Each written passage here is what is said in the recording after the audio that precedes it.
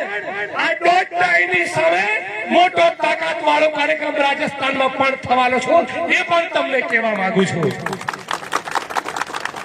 આજે સંતરામપુર, કડાણા, વીરપુર, ખાનપુર, ગોધરા, શહેરા, દાહોદ, ગલતેશ્વર, બાલાસિનોર દરેક જગ્યાએથી વાદળી ઝંડો લઈને દલિત, આદિવાસી, ઓબીસી આવવાના છે। જય ભીમ અને જય જોહારના નારા સાથે ત્યારે તમને બધા સાથીઓને પણ કહી દઉં છું, ક્રાંતિ માટે તૈયાર થઈ જાઓ। ક્રાંતિ માટે આ નાની મોટી રેલી નથી, હિન્દુસ્તાનની અંદર લુણાવાડાની ધરતી પરથી એક ઇતિહાસ બનાવવા માટેનું આંદોલન છે, એક ઇતિહાસ બનાવવા માટેનું। જેમ 1927માં મહાનનો સત્યાગ્રહ થયો, 6 તારીખે મહીસાગરનો સત્યાગ્રહ પણ ઇતિહાસના પાનામાં દર્જ થવો જોઈએ। આ સત્તા ઉપર બેઠેલા માણસોને બહુ ચરબી ચડી છે, એમને બહુ ઘમંડ છે। 6 તારીખનો કાર્યક્રમ આ દોઢ દાઈને કહેવા માટેનો છે કે તે જે કચેરીમાંથી દલિતોનું અપમાન કર્યું ને એ તારા બાપનો તબેલો નથી, સમજી લેજે। અને હજી તમે બેટિંગ શરૂ જ કરી નથી, તને સહેવાગ કેટલો શું એ ખબર જ નથી, તારે તો પરસેવો છૂટી જવાનો છે બેન।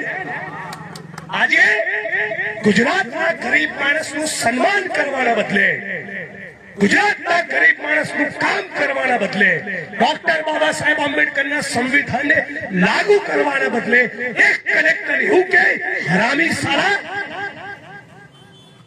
આવી ભાષા, આ શબ્દનો પ્રયોગ એક અરજદાર માટે, એક ગુજરાતના નાગરિક માટે, મારા એક ભારતવાસી માટે કોઈ કલેક્ટર કક્ષાની વ્યક્તિ ચાલુ કાર્યક્રમના મંચ પરથી 5 લોકોની હાજરીમાં હરામી શબ્દ કે એવું કે ચપ્પલ ખોલ કે મારને જैसा है, તારી શું औकात છે કે તું મારા માણસને ચપ્પલ માર?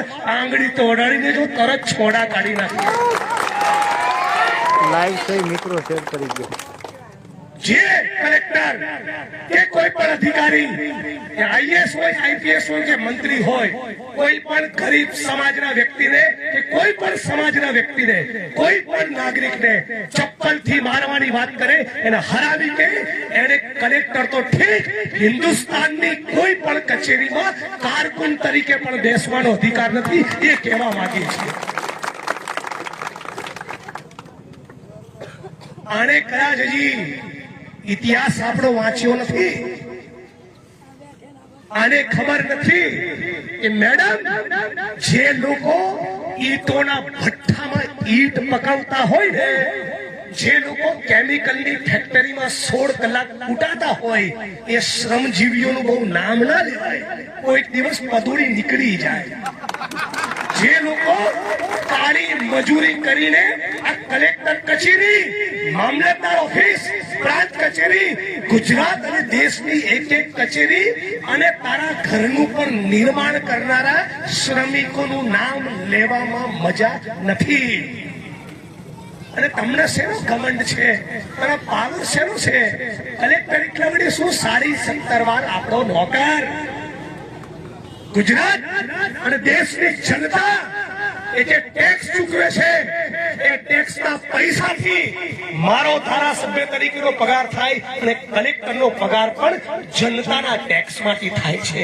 આ જનતાથી મોટું કોઈ નથી। જનતા એ માલિક કોણ છે? જનતા કોણ છે? જનતા। અને કલેક્ટર કોણ? 17.5 વાર આપણો નોકર છે, નોકર। આ નોકરને કહેવા આવ્યો છું અમદાવાદથી કે औकातમાં રહેજે।